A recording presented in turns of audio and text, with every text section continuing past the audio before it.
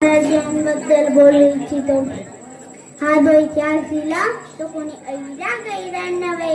हा जो इतिहास लिहिला तो तलवारच्या पातीने, घोड्याच्या टापेने आणि लाल शाईने हा जो इतिहास घडविला तो छत्रपती शिवाजी महाराजांनी. मुद्राच्या छत्रपती शिवरायाला, रयतेच्या राजाला जो थांग आहे सागरा समान, याचे छत्र म्हणजे आबाचा सन्मान. तो त्या सूर्याची शान, मराठी मातीचा धगधगता अभिमान. काहीच आहे सह्याद्री त्याला शंभूचा अभिमान. महाराष्ट्राच्या देवाराज्याचं पहिलं स्थान असे ते प्रौढ प्रताप पुरंदर.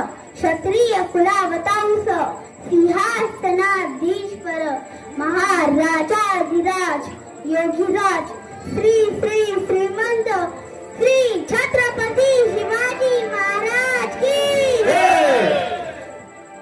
बंदुकीच्या जोराशिवाय आणि अंतरच्या धाकाशिवाय, अहो बंदुकीच्या जोराशिवाय आणि अंतरच्या धाकाशिवाय इथल्या माणसांना वाघाप्रमाणे जगायला शिकवणारा वाघ बघितला ते म्हणजे छत्रपती शिवाजी महाराज. आपण ज्या महाराष्ट्रात राहत आहोत तो महाराष्ट्र म्हणजे काय? तो महाराष्ट्र म्हणजे शिवरायांचा विचारांचा, जिजाऊंच्या संस्कारांचा आणि शंभूच्या पराक्रमाचा साक्षीदार म्हणजे आज महाराष्ट्र.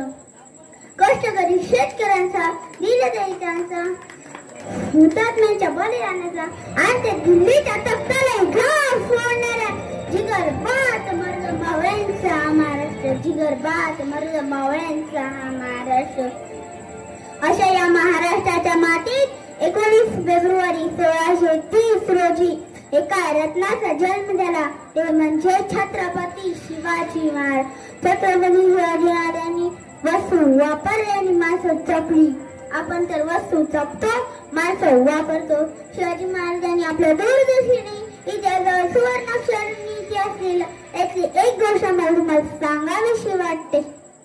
एकदा शिवाजी महाराज कर्नाटक मोहिमेवरून महाराष्ट्रात परत येत असताना तिथे एक बेलवाडी नावाचं एक गाव होतं. त्या गावात एक छोटासा किल्ला होता.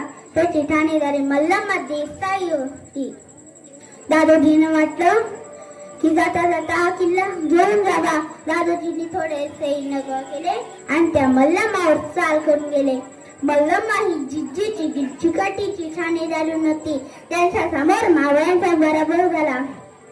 दादोजींना वाटलं की एका स्त्रीच्या हातून मावळे